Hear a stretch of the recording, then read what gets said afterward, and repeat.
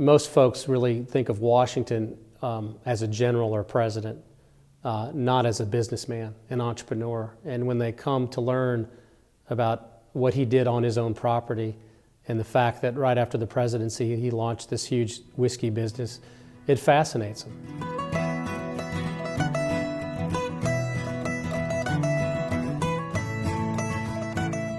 Rye should be America's distinctive spirit, not bourbon. The fact is, when the tea went overboard in Boston Harbor, that's not the only thing they threw overboard. Most Americans, as we grew into a nation, were used to drinking rum, but after the Revolution, there's an anti-British taste in our mouths, and part of that's the taste of rum. When they quit using rum, that didn't mean they quit drinking. It just meant that they switched over to indigenous things, and the main thing that they switched over to was rye whiskey, because that's what was prevalent. Americans turned away from those British products, and this whiskey, grain alcohol, became really our drink. So the fact that George Washington decided to get into the whiskey business was not viewed as strange or unusual in any way. It was part of the American economy, and a very vibrant part of it.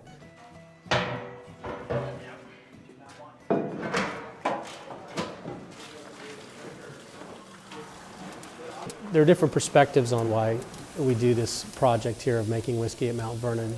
Number one, for those of us who make it, it's an incredible opportunity as historians to be involved in doing this the real way, the old way, and we gain a lot from that, and it helps us become better historic interpreters. Secondly, it brings a lot of attention to Mount Vernon. People are interested in Washington and the whiskey story. I'm here helping the folks at Mount Vernon operate George Washington's distillery in a manner that was appropriate for the 18th century time that it actually operated. The historical nature of it is something that really strikes a chord with me. I have an incredible sense of history, and whether I'm making it or just participating in it is a fun deal for me. In the late 18th century, the distillation equipment was essentially a piece of farm equipment. And basically every farm had a set. The research we did indicates that there were 3,500 distilleries in Virginia alone in the late 1790s, early 1800s. And George Washington's was no different. He had 5 farms, I think it was, on the site, and one really nice-sized distillery. Making whiskey at Mount Vernon is always a bit of a challenge because we choose to continue to use 18th century means and methods. And it's handwork.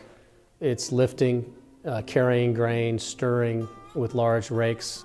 Mostly it's just back-breaking manual labor. When we start out, we have to get about 30 gallons of boiling water into the mash tub. And that's accomplished by a Congo line of people that take turns dipping a wood bucket in a boiler and carting the water over and dumping it in the mash tub. And stirring the grains in is an incredibly manual procedure. We have a long-handled pole, probably 6 feet long, with some wood slats at one end to help stir. And it's very much like a rowing action. If you could imagine rowing a rowboat through oatmeal.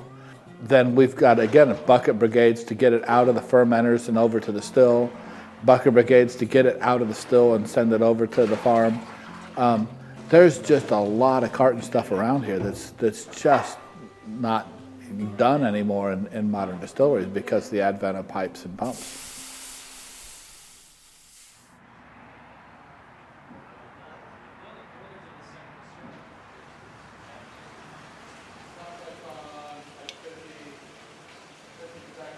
I think we got a new perspective on the lives of the people that worked here in the 1790s.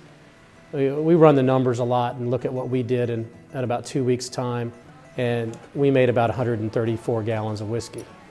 In 1799, they made 11,000 gallons, which means they had to make about 30 to 50 gallons a day. I used to think that it was going to be random. It was going to be hit and miss. It wasn't going to be particularly good. That's why people started putting whiskey in charred barrels or running it through charcoal or making juleps, is because they're trying to knock the rough edge off of the spirit that needed its edge knocked off. But after the first round of making George Washington's rye, I came to a completely different conclusion because, by golly, I'd drink that stuff right off the still all day long. It's good. It's good. And then being unaged, though, it's a little stronger than we're used to. It doesn't have the flavor of the barrel to it. To be called rye whiskey, it has to touch a brand new charred barrel, even if it's new make spirit. If you want to call it whiskey, it's got to hit that new barrel. Certainly we did it as much as we could to the methods of the 18th century, but you do have to make some adjustments in order to make everything work.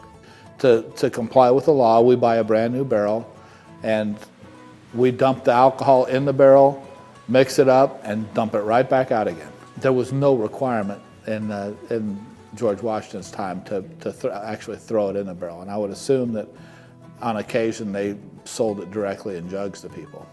So there's certain compromises you have to make, but all that being said, it's very accurate, I think, to what Washington had, and I'm sure that if he walked in here, he might point out a few things that are a little off, but I think probably we got it pretty close, and he would probably be pleased that it's here, along with the mill, that people are learning about his businesses.